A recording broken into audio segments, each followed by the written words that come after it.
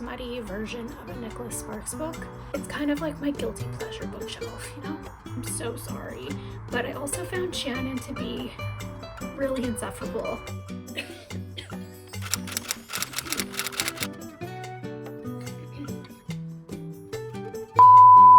Hi you guys, welcome back to my channel. I just wanted to take a quick second and thank all of you who have recently subscribed to me. I appreciate each and every one of you so much, so thank you. If you notice, you guys, we're actually in a bit of a different location today. This is my room bookshelf. It's a half bookshelf, but this one has what I would say are like my pop culture books, like books that I got recommended from other booktubers or things like that. So it's kind of like my guilty pleasure bookshelf, you know? Today, I wanted to do a May reading wrap up. We're just about in the second week of June, and I had a rough end of May. I got into a reading slump that I'm just now getting out of. So in May, I ended up reading 7 books, and I had 2 DNFs. So it would have been 9 if I had those finished, but I only ended up completing 7, which is low for me. Generally, on average, I end up reading about 8 to 12 books a month. So if I had gotten those 2 DNFs in, then it would have been my average reading month. But I got into a slump, a really bad one too. But I wanted to go through what I read and let you guys know what I thought about it.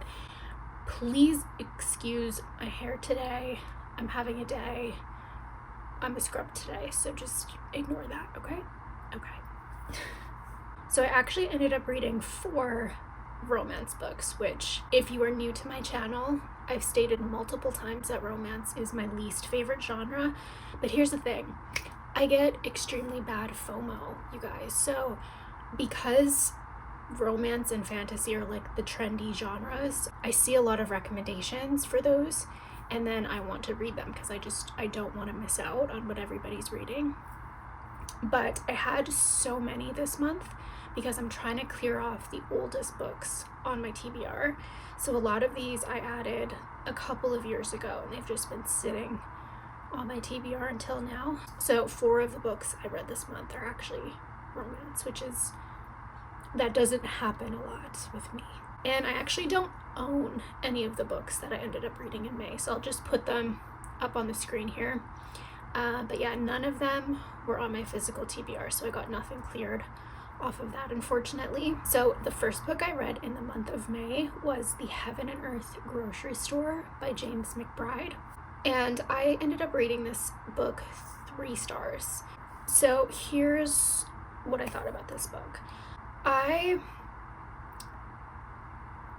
Conceptually, I understand what the author was trying to do. I just think the execution was a little poor. I think the book just doesn't read well. It was kind of hard for me to get through it, and there were certain points in the book I thought maybe I should just go ahead and DNF. I didn't because, like I said, I saw a review on Goodreads that said all the ingredients were there. They just weren't put together properly, and I 100% agree.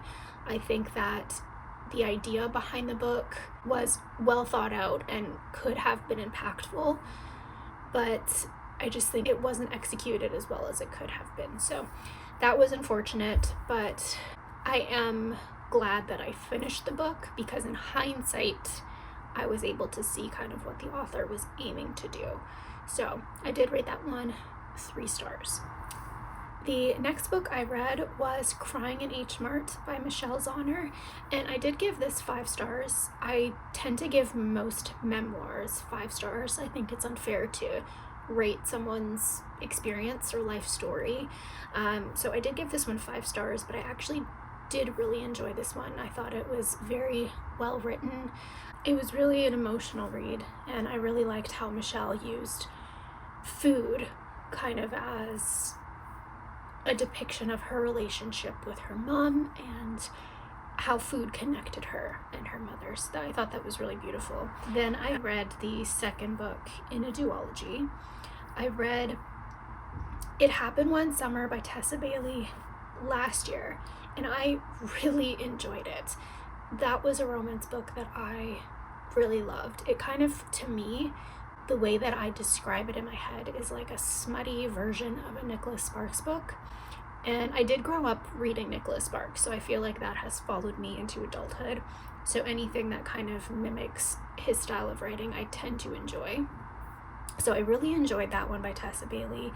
And I did want to go ahead and finish the Ballinger Sister series. So I did read Hook, Line, and Sinker in May. And I did like it. I didn't enjoy it as much as the first one. That tends to be a trend with me. I generally prefer the first book in a series. But yeah, I did rate it 3.5 stars. So pretty decent. But yeah, I definitely did prefer the first book. But the second book follows Hannah, who is Piper from the first book, her sister, and her relationship with Fox, who is a friend of the main male character in It Happened One Summer, Brendan. So I did end up reading my second Abby Jimenez book. I actually ended up reading her newest release, Say You'll Remember Me, in April, but I did get to Part of Your World in May. It has been a long time coming. I've mentioned before, I mostly read books from the library, so I've had a hold on this one for almost a year. Like, there was a lot of people ahead of me, but I finally got my hands on it, and I liked it. I ended up rating it 4 stars. I did think it was good. It's just about, two individuals whose worlds essentially collide together, as the title suggests. And yeah, I did enjoy it. I do enjoy her writing. I will read more of her books. I didn't find the book bingeable, but I did find it enjoyable. Okay, this next read was a bit uncertain for me. I heard about the series, and initially I thought I was really going to enjoy it, and it kind of fell flat for me. So that is Binding 13, which is the first book in the Boys of Tommen series by Chloe Walsh. And does anyone know, because on Goodreads I've seen both YA as well as new adult labels for this book, so I don't know what genre it falls into. If it does fall into YA, that makes a lot of sense, because YA is just not a genre for me anymore, with the exception of fantasy. There have been 2 fantasy series that were YA that I just loved and devoured, but for the most part, YA just doesn't do it for me anymore. But yeah, I found it to be very redundant. It did not need to be as long as it was. And I'm so sorry, but I also found Shannon to be really insufferable throughout the book, and I just didn't find anything particularly special about the book, so it was a flop for me. I will say the ending got me. If it wasn't for the ending, I don't think I would continue with the series, but it left on such a cliffhanger, and I feel like I need to know what happened. So I will try reading the second book. I don't know when, but I will try reading the second one. If I'm not feeling the second one, I don't think I'll continue with the series, but I gave it a try, and yeah, it just wasn't my favorite. Then I ended up reading Archer's Voice by Mia Sheridan, and this one I really enjoyed. I liked this book a lot. Again, to me, it kind of read like a Nicholas Sparks book. I don't know what it is with me and Nicholas Sparks, but I do like the way the book was done. I found it intriguing from beginning to end. I did end up giving the book 4.25 stars, which is extremely high for me, so that one was very good. I had it on my TBR for the longest time, so I'm glad I got it cleared off, and I would definitely recommend it. If you're unsure if you should read it or not, I would say go for it. I really enjoyed it. Then the last book I completed in the month of May was Pretty Girls by Karen Slaughter, and this one wasn't what I expected it to be. I don't know what my expectation was going into it, but I was really excited about this one. It sounded like an exceptional thriller, and it just didn't live up to what I thought it was going to be. So maybe that's just my fault, because I hyped it up in my head going into it. But yeah, it just didn't pan out the way I thought it would.